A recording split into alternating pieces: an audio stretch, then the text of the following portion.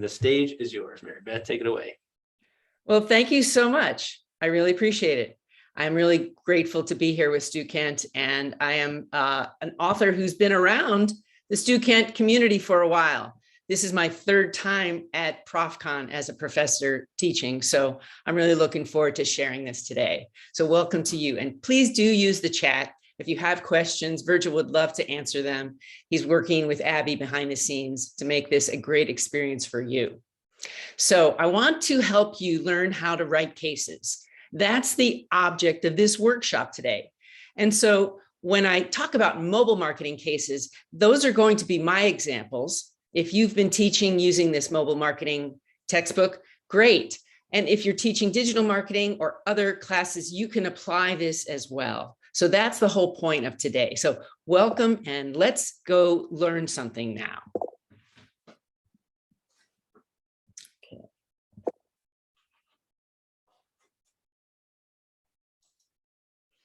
So what are our objectives today? The whole idea is to help you create content. We are storytellers after all. So I'm going to give you some story ideas to spark movement in your brain and help you with that. So you're going to be formulating a case story or case study here. And I'd like you to apply that to your class learning outcomes. I want you to ask for feedback as well. So that's a learning objective today. And then finally, I'd like you to be able to assign student-created case studies. Think about that for a second if you haven't. We're going to be getting there. So in the agenda for today, we're going to talk about 30 minutes, and then I want to have lots of time for questions and answers. And you are going to have some time in the middle for you to write your case. So why are we doing this? We're going to cover that first. And then we're definitely focusing on how you teach, how you inspire, and how you create, again, as our storytelling expertise. So you're going to pick a brand and a marketing problem. And we're going to do like a Mad Libs kind of exercise for you where you are going to insert the words. So if you haven't, you can download the worksheet that's in your chat right now. I'd like you to get a piece of paper and a pencil or some kind of notepad to write with also.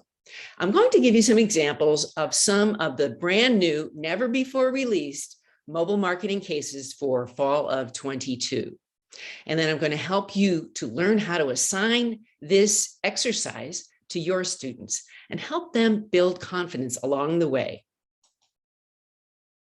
Why are we studying cases in the first place? Well, first of all, the headline, cases are remembered. We remember what we learn in active learning. And there's been proven studies using baseline, pre and post learning that cases really do help students learn. And just as an example, 100 years of case learning has been how they teach and learn at Harvard. Now, what helps students remember? Well, it helps them to ignore what's going on outside and really focus on what is important. It's objective focused, and it builds confidence within the students. They feel that they can now go out and not only explain the case, but in a group setting, they can teach it to another student. And so that's really where the learning comes in. They say that 95% of the learning happens when you teach something. So if you've got a student who creates a case and then teaches it, that's a win-win. So we're here to teach, we're here to inspire, and we're here to create. And so now I'm calling on you. This is a workshop. I'd like you to think of a brand. Yes, right now, write it down. You could write it down in the chat and also at your desk. So let's see those brand names come in. Okay, now I was thinking, what brand should I think of? So my first thought was Penn Tennis Ball. Okay, why Penn Tennis Ball?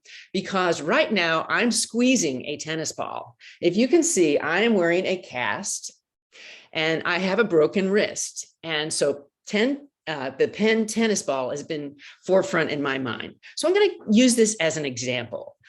I could be creating my example on the fly. If you can't think of an example, go ahead, use the Penn Tennis Ball. example.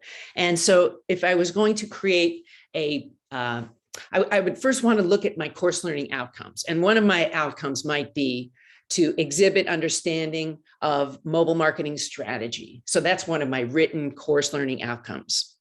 So I would wonder, what's in the strategy for Penn tennis balls right now? Well, during COVID, one of the things that they were doing was helping people social distance.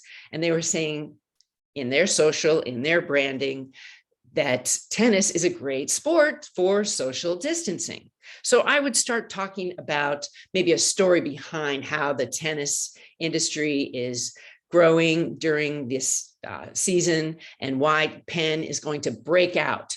I even looked last night online to see how much do tennis balls cost. And I found that they can cost between like $3.99 for a pack of 3, all the way to $95.95 for a case of 24 case, so it was like a whole lot of different choices in pricing. So you can actually do some research on your own without knowing the company itself. And just to kind of inspire you today, I want to ask you, can anybody tell me, what is this image? You could put that in the chat if you know what that image is. I looked at it and I thought, wow, there's a lot of dots, and maybe there's some kind of connection between the blue dots and the other dots. And so I want to inspire you to look at images and try to develop relationships. And that's really what case studies are doing. We're trying to develop a relationship with a brand and a problem, and then find a solution. And if you haven't guessed that answer correctly, that is a slide of the coronavirus. So this isn't about healthcare, but I just thought it was about making relationships. And hopefully it inspired you a bit here. So now back to, how do we work here? What goes into a case? What are some of the elements that are required? You've already got your brand written down. You're going to have a situation. Could have been like with Penn tennis ball, the COVID situation. What kind of theory are we talking about? Well, how do we apply it to some of our course learning outcomes? And then usually there's some kind of a conflict involved. So you can create that. You can predict it. You can have some kind of a plausible conflict. And then you can create a solution or various solutions as the response.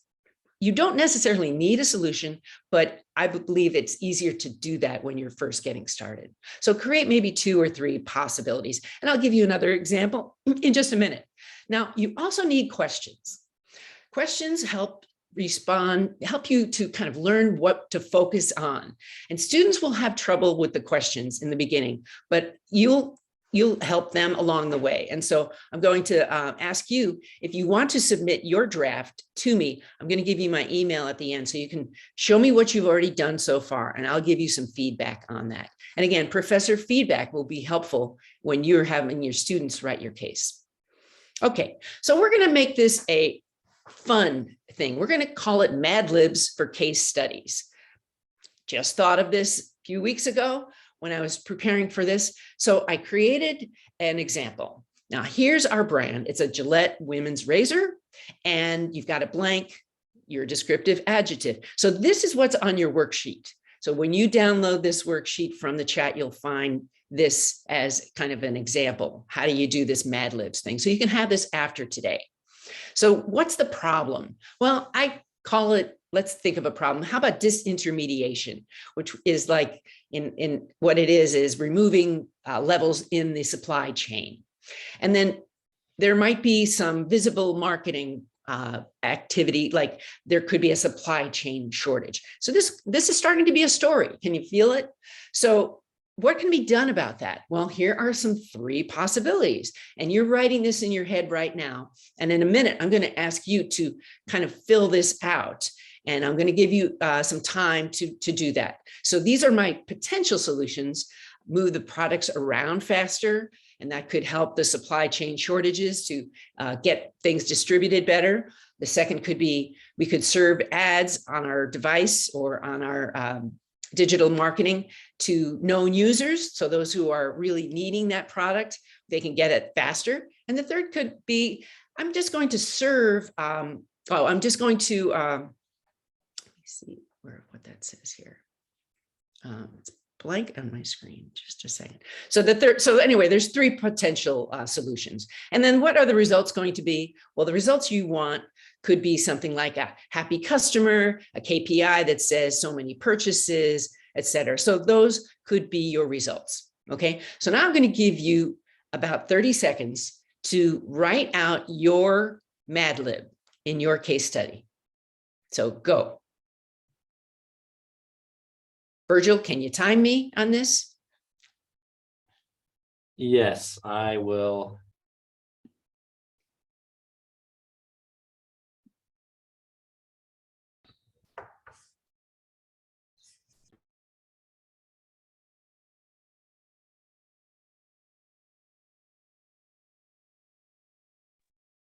Halfway through, 15 seconds left.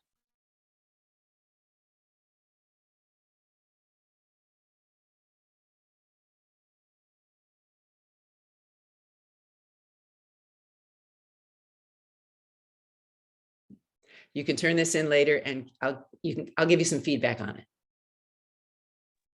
Yeah, that's our 30-second mark. So that's perfect. Okay. All right. So thanks for playing along. Keep working at it. You're going to get some inspiration right now. I'm going to share with you, first time ever, some of the cases that you'll see in this fall's book. And this one is all about Wordle. So give me a green check if you have done a Wordle. I'd love to see how many people have actually done Wordles here. Green check if you have done it before. Reactions, please. So Wordle was created just about a year ago. There were only 90 people using it when it was getting out there into the world, maybe this time last year. But it got sold to the New York Times, and now 2.5 million people are playing it.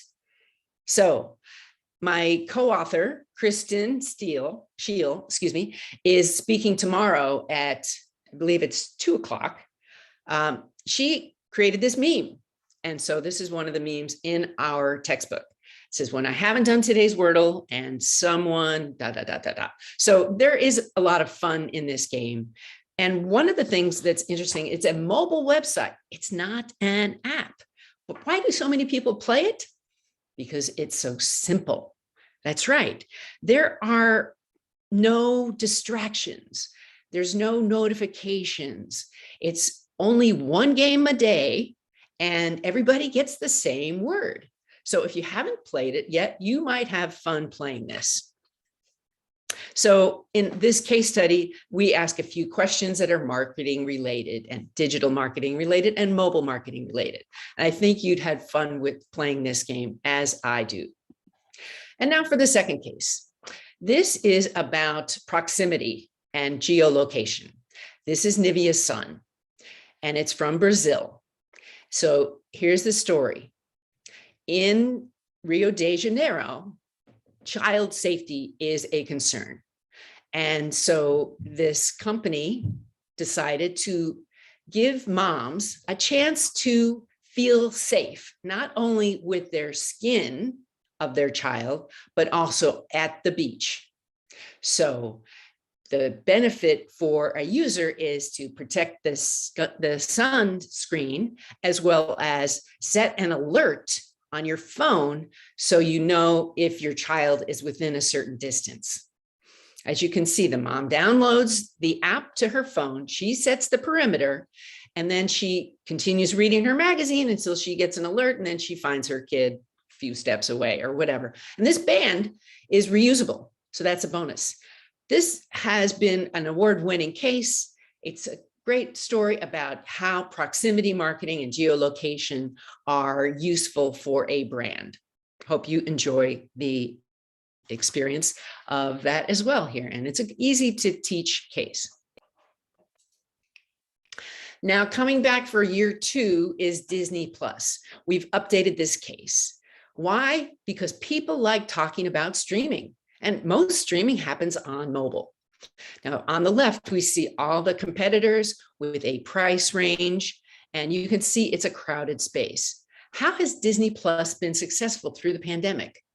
Well, people are saying that without Disney Plus, The theme parks would have had a really hard time since they were closed for such a long time.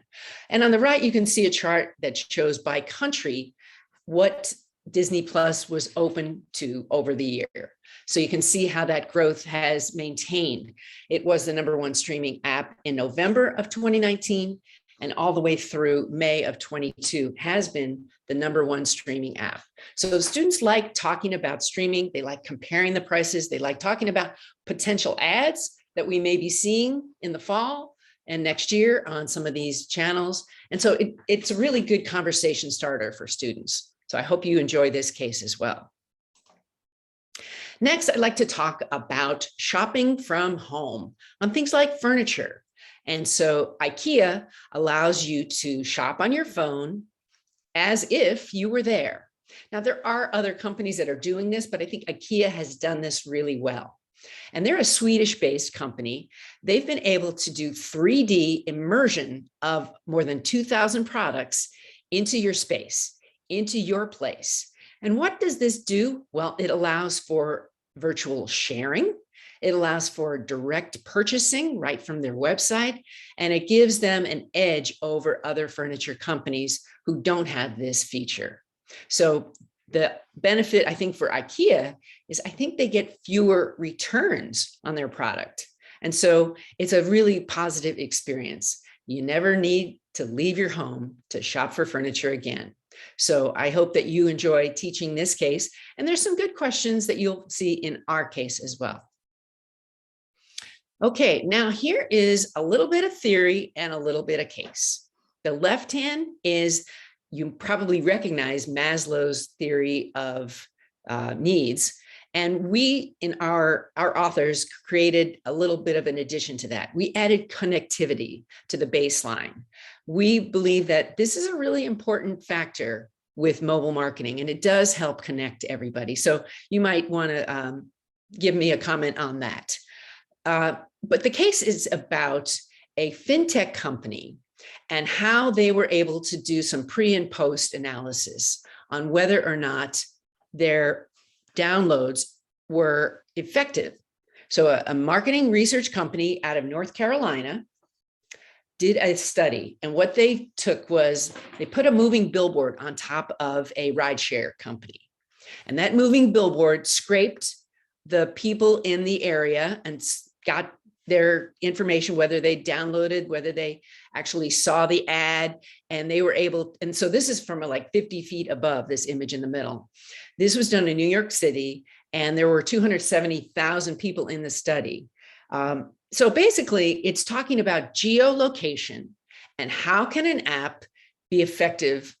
And so the answer was, yes, it was very effective. 62% more people were likely to register on the app. 39% were more likely to purchase, and 20% were more likely to initiate a session.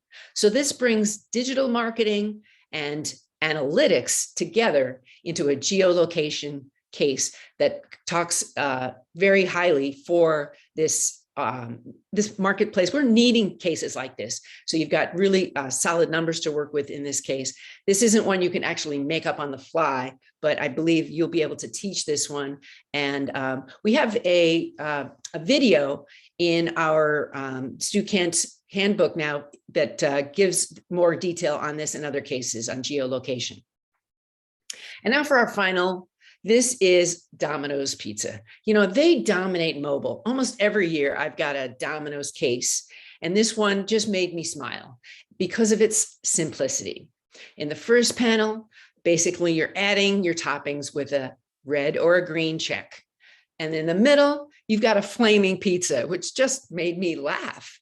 And of course, in the last one, the bacon me crazy. So Domino's has done phenomenal things. They've got some cross promotions going with Stranger Things, and they've done a really great job with mobile marketing since we began writing these books back in 2016. We are in our 9th edition right now, which I've written over 50 cases, and I think you're going to enjoy some of them. Some of the old favorites that you might remember are the Peloton case, which we upgraded, the Airbnb case. We've also got an Amazon case.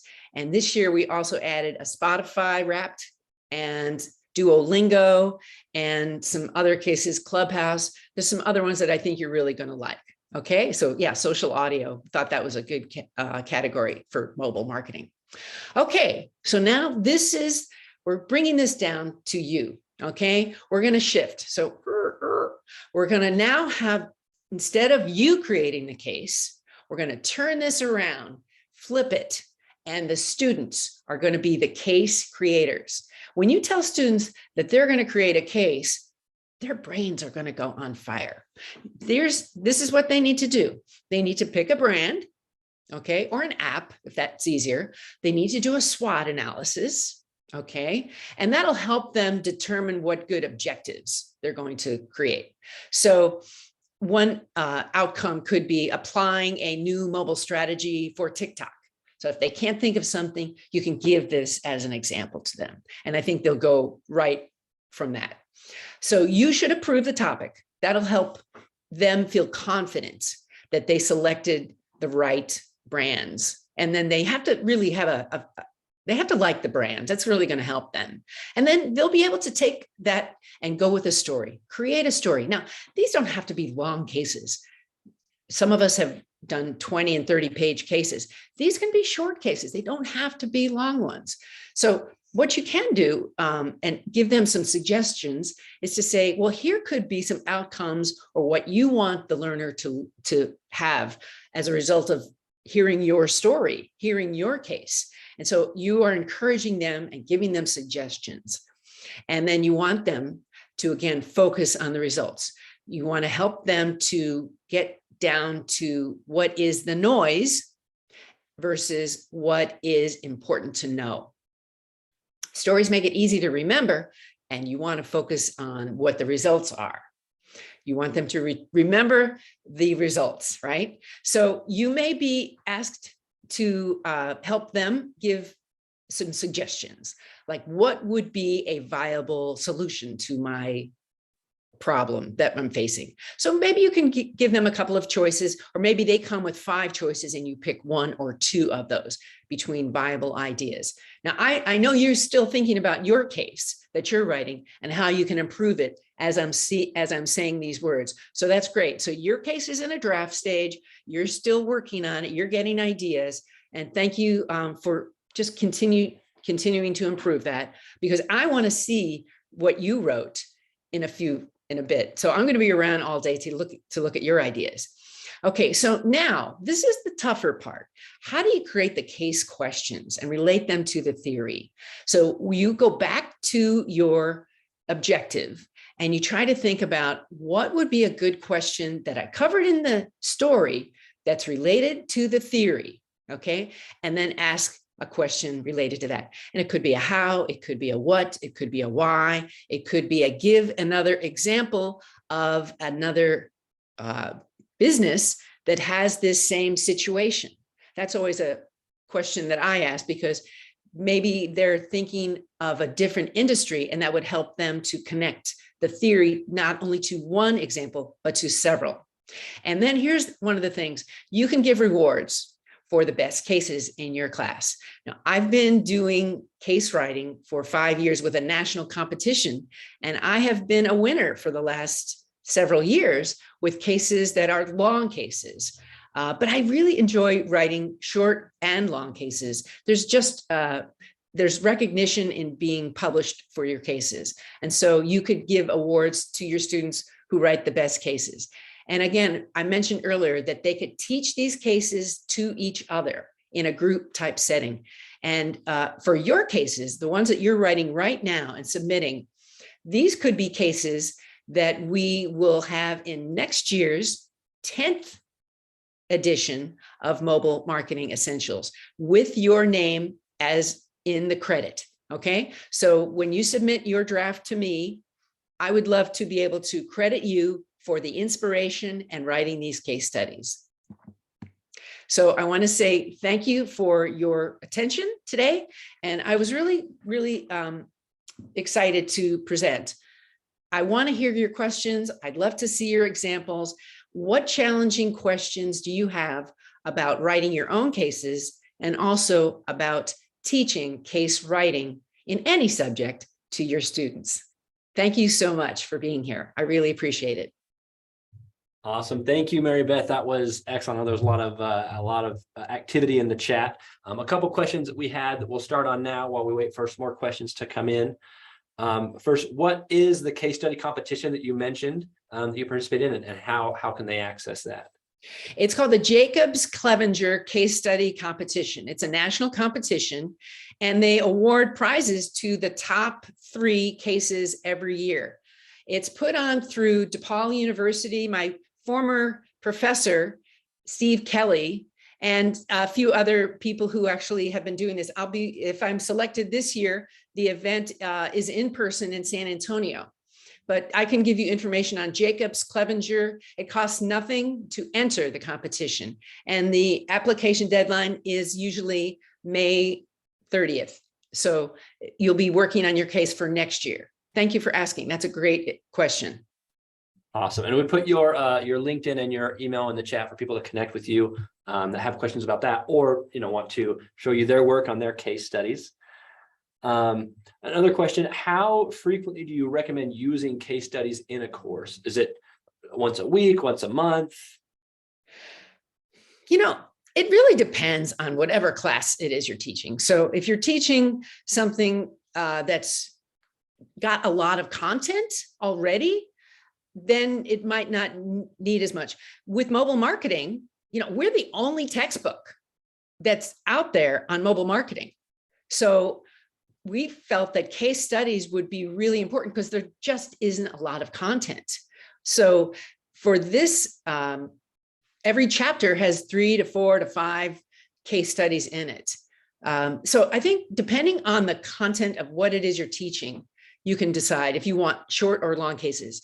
Now, do students read the whole case? If they're short, they'll read them. If they're long, I think they skim them for the most part. So you have to decide how long do you think you have time to get them to read the case. But I'd love to hear from other people who in the chat, how many cases do you use? How many, every week, every month, once a semester, what's a good rhythm for you? And I think once you get into that rhythm, students find it easier. It's a pattern that you can follow. Yeah, and I know we had a few early on that said that they don't currently use cases, so they're looking for that. So yeah, if anyone who does use cases in their course can sound off in the chat and let us know how you use that. That'd be great for everyone. Yeah. Another question here, with those longer cases that you talked about, how do you make sure that those are engaging for students? If you are building a longer case study, is it a top, a brand they're familiar with? Is it great questions? What's the key there? Yeah, that is important. So my last year's case was Theranos, and timely was important. So when I wrote this case and presented it last year, Theranos was a story that just never ended. It just kept going on and on because the trial just kept extending. And the book Bad Blood was what inspired me to write the case. My students really liked that case because it was an ethics case, and it's going to be evergreen, I believe. I think it's one of those cases that people are going to want to talk about for a while. How did that $8 billion company disappear? What went on behind the scenes? And in that particular case, I made up a story about a girl working at the agency who was doing the work for Theranos, and what challenges she faced because she didn't have the data. She couldn't do the proof points. And this was Shia Day, who was their agency. So yeah, it was an interesting case. It brought reality from the news into the classroom. And students just kept finding current data that supported the interest level. So yeah, finding the right case, like Wordle, I think is going to be really popular this year because it's hot. Right. And I think Spotify Wrapped, which is in this year's case, which is about at the end of the year, Spotify tells you your top selections, and who doesn't like hearing what their likes were? So it's a match for anybody. Even the free version of Spotify, you get the Wrapped every year. So I think that's when it's going to be fun. And then the Clubhouse case, People are talking about social audio, whether they're on Clubhouse now or not. I've done things like have a Clubhouse room for my class. Like I've had everybody in the Clubhouse room and we've met there for class. That's kind of a fun experience. If you can tie a case into an experience like that, go for it. Hopefully that's helpful. Some ideas about generating your own cases, which could be from the news. Pick up your digital newspaper, find out what's in the business section. That would be an inspiration for you to create a new case about that. Yep. And we had someone in the chat say that that using your own cases makes a lot of sense when you consider the answers to the popular published cases are all shared online and are all over cheating sites, and so it's even one more reason to create your own on top of having the control there, not allowing students to go in and find the answers because you have them. Another question somebody asked is, so that's how long a case should be, which I think I already addressed, just depends, but did you have any more insight on that, on the length of the case? Well, in the cases you've created today, I don't expect them to be more than just a paragraph or two because you're just starting it. How much in depth do you want to get depends on your students and their learning. If your courses are short courses and you're just intensely teaching, a few important concepts, you may just have 5 short cases, 3 to 5 paragraphs with maybe 2 questions. The Theranos case that I talked about, that was, I think, 20 pages long. But it would involve several other activities, including building a discussion around that case. So usually I would have a discussion board and everybody would put in their news item of the week, but you could change out a discussion board just for that week and mix it up a little bit and have students respond to the case study in a discussion. And that way they will see each other's comments. And I always that's where we learn. When we teach each other is where we learn, which is why I love this conference, because we're helping each other. I learned a lot from Karen Freeberg's session before, and I can't wait to see the other sessions here today. Yeah, absolutely. Another question, what kind of materials or resources should we prepare before writing a case? And they said so that we can relate to relevant theories. So what materials and resources do you use or put into a case? Excellent. So I think your learning outcomes are the resources to use. I really believe that. If you can identify what you want students to learn, that's the starting point. Start telling your story. Use that Mad Libs format if that helps you. And after you've determined what the storyline is, then start looking for those resources on your search. Go to your university's library, go to the community, go to Twitter. Go to other sources where you want to get inspiration. It could be that you're grabbing screenshots as part of the data. It could be that you're gathering factual data from the CDC or from other types. So I just wrote a long case about how travel has affected the travel industry. Travel shutdown affected the travel industry. And I got some really good data on that and included that in the case. And that's what I think is really helpful, is having a data set that can support what you've got. So first your story, then your data set, and having some theory that goes behind it, like that Maslow's pyramid could also be visual to help students learn. Awesome. And one more question here. So this individual just says that for their class, they have students select a local business and develop a mobile marketing strategy for that business. And they're torn on if this is the right assessment. And their question is, how do you feel about using cases versus working with a local business? So it sounds like they're creating a case study with that local business. And what I like about that assignment, and thank you, shout out to that faculty who asked the question. What I like about that assignment is you can't find the answers by looking it up. There's something that is happening around the world where people's answers are out there for a lot of these quizzes we have and tests that we have, and even some of the big published case studies. So if students are creating their own questions, they'll never find the answers out there. These are brand new cases and nobody knows the right answer. So the student can actually grade their paper themselves, maybe, or grade their classmates' papers on those case studies. So that's a really good question. Thank you for shouting out that question. That's good. Awesome. Well, thank you, Mary Beth, and thank you everyone in the chat for your questions and your engagement. If you do want to see these new cases in Mary Beth's courseware, Abby's going to post a link in the chat where you can go on, learn more about her courseware, these cases, and schedule a quick call with one of our course consultants to walk you through that and get you access to those cases. Thank you so much, Mary Beth. We appreciate it. Always appreciate having you. Like she said, we've been working with Mary Beth forever, and she's always great.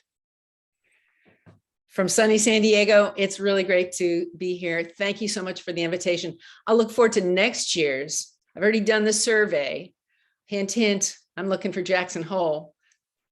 Okay, but yeah, it was really great to be here, Virgil. I want to thank you and Abigail for being great partners and helping me record these expert sessions. Those are fantastic. And I also want to shout out to my co-authors, Kristen and Michael Becker. Fantastic. I look forward to getting your examples in my inbox so that I can respond and give you feedback.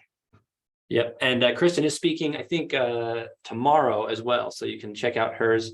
And Matthew, 2023 will be in person for ProfCon. We haven't determined the location yet. There's a vote going for it, and Mary Beth's vote is for Jackson Hole. Yeah, I saw a question about getting permission from the brands. You don't need permission to write a case study, just in case you're wondering. You're publishing a case study internally. You don't need permission to write about a company. So I'm not giving legal advice, but you don't have to use their brand elements. But if it's public domain content and you've created a story, that's your story. Excellent. Well, thank you. Up next, we have 4